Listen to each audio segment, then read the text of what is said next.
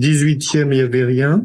19e, c'est Saint-Michel qui répète pour le bassin. Hein. Oui, c'est ça. Oui, c'est toujours à peu près la même chose. Il dit bien de venir en procession. Hein. Ah ben, je comprends. Dites, venez en procession, mais oui. Je comprends qu'il dit bien. Là, il vous donne un témoignage pour votre... Tenez, heureux celui qui viendra s'y purifier sans crainte de se salir.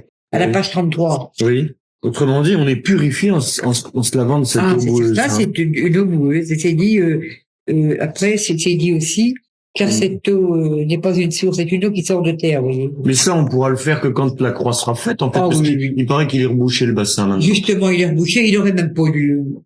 Si, mais c'est grave, ça, d'avoir rebouché, hein. Oh, bah oui, mais il prend rien du tout, là-bas, vous savez, le propriétaire du terrain. Mais c'est grave, hein, pour l'humanité d'avoir oui, rebouché c'est grave, ça. je comprends que c'est grave. Parce qu'il avait dit avant 50 jours, s'il n'y a pas de l'eau. Bien sûr que oui. Et puis alors maintenant, en plus, on a rebouché. Et bien sûr que oui, c'est grave. C'est terrible. Mais tout est grave. Alors, si bien que c'est tellement grave que vous verrez, les catastrophes viendront, malheureusement. Si ça avait été fait, tout ça, vous savez, ça aurait été atténué, hein. Bien sûr. Au sujet de ces catastrophes, il y a des mystiques comme Marie-Julie Jaini, les prophéties de la Frodé, ou d'autres comme le Padre Pio et d'autres encore qui disent que les 3/4 de l'humanité va disparaître. Ah ben, ça m'étonne pas du tout. C'est incroyable. Hein. Et tout ce qui la croix n'est pas élevée, le bassin est rebouché, tout ça. Moi, je suis persuadé qu'il arrivera des catastrophes terribles. Il faut quand même beaucoup prier. Inciter les gens à prier surtout.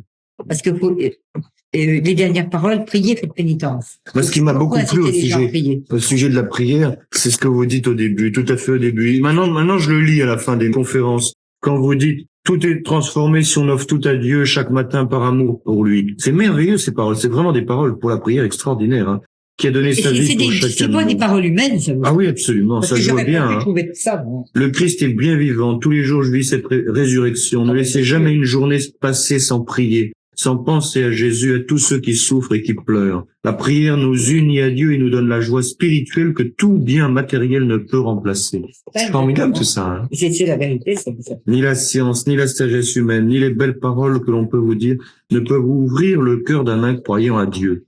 Ben oui, mais alors c'est difficile, hein, parce que la conversion n'est pas œuvre de l'homme, il faut que Dieu l'attire par son esprit. Exactement, comme une fleur. C'est ça que j'avais mis dans mes cahiers. C'est marqué, non? Comme une fleur, vous avez dit? Comme une fleur. Comme le soleil peut ouvrir le cœur d'une fleur. Enfin, je ne sais plus trop. Ah oui. Comment j'avais expliqué ça? Oui. Sans l'Esprit Saint, l'homme n'est rien, ne peut rien, il faut prier par amour. Ben oui, c'est sûr. Parce que les gens... Pas par obligation ou par... Je vais vous dire une chose, les gens, ils prient toujours quand ils ont besoin de Dieu pour lui demander quelque chose. Oui. C'est sûr. Oui. Alors c'est exactement, c'est ce que je dis dans mes cahiers, c'est exactement comme le voisin, on lui dit jamais bonjour, on lui parle jamais, puis tout d'un coup on a besoin de lui, ben il y a plus qui peut nous rendre ses services. Alors on va le trouver, ben il nous envoie promener parce que on le salue jamais. C'est exactement pareil pour Dieu et encore qu'il est bien meilleur. Ça c'est bien vrai, oui. Et encore qu'il est bien meilleur. Dites donc, je suis en train de penser à quelque chose. Il est tellement dévoué pour le message. Et je pourrais pas lui prêter mes cahiers. J'y étais. Comme surtout, n'en parler à personne. Ah ben, je n'ai pas, mais on va venir après. Parce que je les ai prêtés à des amis aussi. Sans l'Esprit de Dieu, nous ne sommes rien. Il veille sur nous sans cesse, dites-le à tous. C'est vous qui le dites, dites-le à tous. Oui, c'est moi qui... mais ça, Dieu veille sur nous à chaque instant, et si nous le savons et l'avons bien compris, nous pouvons dire merci à Dieu. Ah, bien sûr. Dieu seul peut transformer ainsi le cœur de l'homme. Mais pour recevoir des grâces du Seigneur, il faut beaucoup prier avec confiance et avec foi. Bien sûr, c'est vrai. Dans mon esprit tout chante la louange du Seigneur, les fleurs, leur parfum, les arbres, la rosée du matin, tout ce qui existe, tout ce qui vit, c'est le souffle de Dieu. Car ici, sur cette terre, tout chante les louanges du Seigneur. C'est beau, ça. Mais oui, c'est beau, mais sûrement. C'est merveilleux, hein. Vous savez, j'aurais pas été poussé pour écrire tout ça, j'aurais jamais pu le faire. Parce que je serais incapable de refaire des cahiers, pourtant, j'ai envie pourtant, mais je serais incapable de refaire tout ce que j'ai écrit. J'ai écrit 7 cahiers.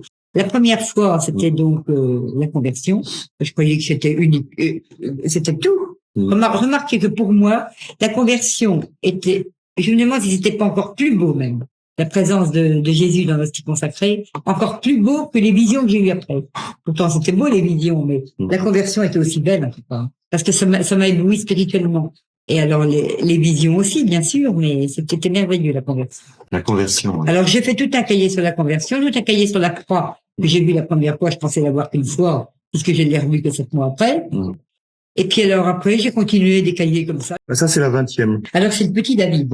C'est la 20e, l'apparition pour le petit David, c'est votre petit-fils. Alors c'est mon petit-fils, j'en ai qu'un petit-fils. J'ai qu'une fille de mariée, j'ai que lui comme petit-fils. Oui. Et alors, quand il est né, un jour, il y a une personne qui vient 15 jours après, elle me dit, « Trouvez pas ça drôle que David a toujours les yeux fermés ?» Moi, je dis, « Vous savez, il est petit, mais pensez-vous, les miens, dès le jour même, le lendemain, il ouvrait déjà les yeux tout grands. » C'est vrai, mais je dis, « Oui, c'est vrai. » Je dis, « Oui, c'est vrai, c'est drôle quand même. » Puis en effet, il avait toujours les yeux vraiment fermés. Puis il voit pas, au bout de 15 jours, on avait l'impression qu'il ne voyait pas.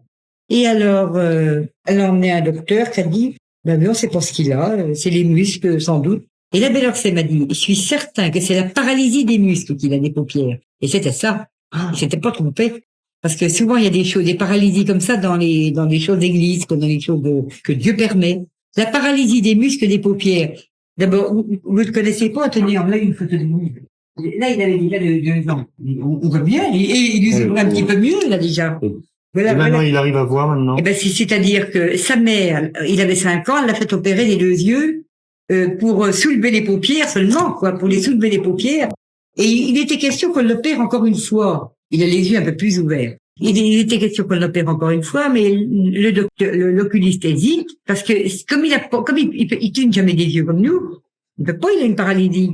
Alors, il est comme ça, oui. Mais moins maintenant, quand même, parce que depuis qu'il a été opéré. Mais alors, il voudrait bien l'opérer une 2e fois, mais pour lui ouvrir encore davantage les paupières. Mais il opère après qu'il puisse plus fermer les yeux du tout, puisqu'il les fermer. Parce qu'il les ferme, mais il a du mal, il peut pas les ouvrir. Oui. Alors voilà, et voilà le motif, figurez-vous. C'est triste, mais c'est comme ça. C'est l'archange Michel que je vois là. Et il me dit, je me mets à genoux devant lui, moi évidemment, il y avait le Saint-Sacrement et l'archange Michel. Mais moi, toujours machinalement, au lieu de me mettre à genoux devant le Saint-Sacrement, je me mets à genoux devant l'archange Michel. Alors il me dit, je vous salue. Ne vous prosternez pas devant moi, mais devant celui que vous venez adorer.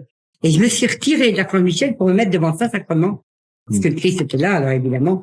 Alors il dit, ne vous lamentez pas sur les yeux du petit David. Si Dieu l'a voulu ainsi, c'est parce que ce n'est pas lui qui a les yeux fermés, mais ce sont ses parents qui ont les yeux fermés à la lumière de la foi. Voilà. C'est à cause de ses parents. Et il vous redit, déposez un cierge à l'endroit où le Seigneur vous a quitté pour la dernière fois. Oui, c'est ce que j'ai fait comme il l'avait déjà dit. Alors à chaque fois qu'on va dans la chapelle, on met un cierge. Vendredi 14 février 75, c'est le premier vendredi de carême, il est 15h et il ne dit rien le Christ, il apparaît. Vu, oui. Vous restez en adoration environ 10 minutes. Alors, vous voyez, j'ai eu le pressentiment que le Seigneur reviendrait chaque premier vendredi du carême. Chaque vendredi du carême. Et c'est réel, il est venu chaque vendredi du carême. Chaque vendredi du carême, il est venu. Il reste peu de temps pour faire ce que je demande. Il le dit le 21 février 75 à 15h. Il le dit à la belle Orsay. Bien sûr que oui. Oh là, c'est terrible. Et là, vous avez envie de savoir combien de fois vous allez voir encore le Christ. Hein. Oui. Il m'a souri, mais il m'a pas répondu. Oui. Ce jour-là, je me rappelle.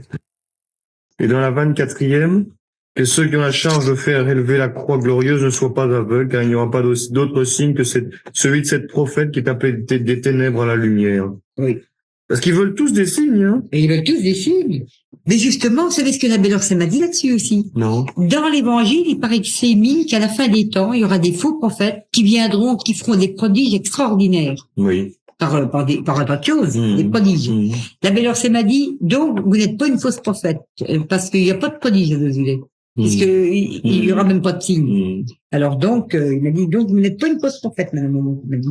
Oui, et puis effectivement, parce que dans une autre apparition, il dit ceux qui guérissent les corps en mon nom ne sont pas dignes de mon Père. Exactement. Hein, donc les charlatans qui font des miracles, il n'en veut pas. Non, il n'en veut pas. Non, c'est faux tout ça. Oui. Et puis vous voyez, alors c'était merveilleux. Le 21 mars 75, où il est arrivé la 27e apparition. Oui. Jésus apparaît comme d'habitude à Madeleine. Alors il m'a dit commencez une neuvaine pour vous préparer à la tâche que je vais vous demander. Cette neuvaine se compose d'un mystère par jour, celui de la prière que je vous ai enseigné, et d'une dizaine de chapelets. Bon. Et quand j'ai demandé au Seigneur quand vous me donnerez cette tâche, il m'a répondu le vendredi saint. Si vous saviez ce que j'ai vécu ces jours-là, du 21 mars au 28, et vous savez que je savais que j'allais avoir une tâche, là, que j'allais revoir le Seigneur. J'ai vécu, c'était merveilleux les journées que j'ai vécues.